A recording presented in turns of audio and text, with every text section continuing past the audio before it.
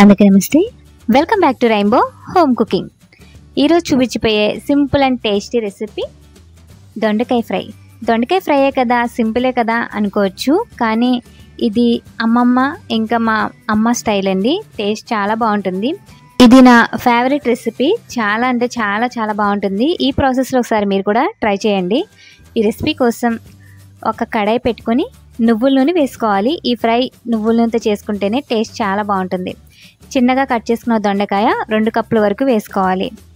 లో ఫ్లేమ్లో ఇలా 10 నిమిషాలు దొండకాయల్ని ఫ్రై చేసుకోవాలి. దీనిలోనే టేస్ట్ సరిపడినంత సాల్ట్ కూడా వేసేసుకుని కలుపుకుంటూ లో ఫ్లేమ్లో మూత పెట్టుకుని ఫ్రై చేసుకోవాలి. ఇలా ఒక 10 నిమిషాల పాటు ముందుగా దొండకాయల్ని ఆయిల్లో ఫ్రై చేసుకోవాలి. దొండకాయ ముక్కల్ని ఒక 10 నిమిషాలు ఇలా ఫ్రై చేసుకున్న తర్వాత వీటిని వేరొక బౌల్లోకి ట్రాన్స్ఫర్ చేసుకోవాలి. దొండకాయ ఫ్రైయే కదా అని ఈజీగా తీసి పడేయొద్దు. ఇది టేస్ట్ చాలా బాగుంటుంది. మొత్తం రైస్ అంతా ఈ ఫ్రైతోనే తినేయచ్చండి, అంత టేస్టీగా ఉంటుంది. ఇలా కడాయిలో మొత్తం అంతా ఈ ముక్కల్ని తీసేసుకున్న తర్వాత కొంచెం మళ్ళీ నువ్వుల నూనె వేసుకోవాలి.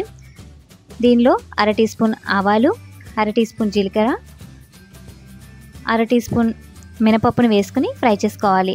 ఇవి ఫ్రై అయిన తర్వాత కొన్ని కరివేపాకు, ఇంకా కట్ చేసుకున్న ఎండుమిర్చి ఒక 3, ఇంకా లైట్గా దంచిన వెల్లుల్లి 8 వరకు వేసుకోవాలి.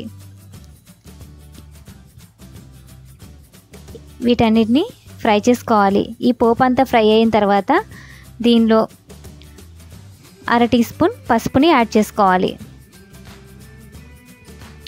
పసుపు వేసుకున్న తర్వాత ముందుగా ఫ్రై చేసి పెట్టుకున్న దొండకాయ ముక్కల్ని కూడా వేసేసుకోవాలి. లో ఫ్లేమ్లో ఒక 5 నిమిషాలు ఫ్రై చేసుకోవాలి. ముందుగా ఆయిల్లో ఇలా దొండకాయ ముక్కల్ని ఫ్రై చేసుకుని తర్వాత ఇలా పోపులో వేసుకుని ఫ్రై చేసుకుంటే ఈ ఫ్రైకి చాలా టేస్ట్ వస్తుంది. ఇలా ఫ్రై చేసుకుని నేను ఒక బౌల్లోకి తీసుకున్నాను. చూసారు కదా, దొండకాయ ఫ్రై అయితే చాలా సింపుల్గా రెడీ అయిపోయింది. టేస్ట్ కూడా చాలా బాగుంటుంది. మీరు కూడా ఒకసారి ట్రై చేయండి. Thanks for watching.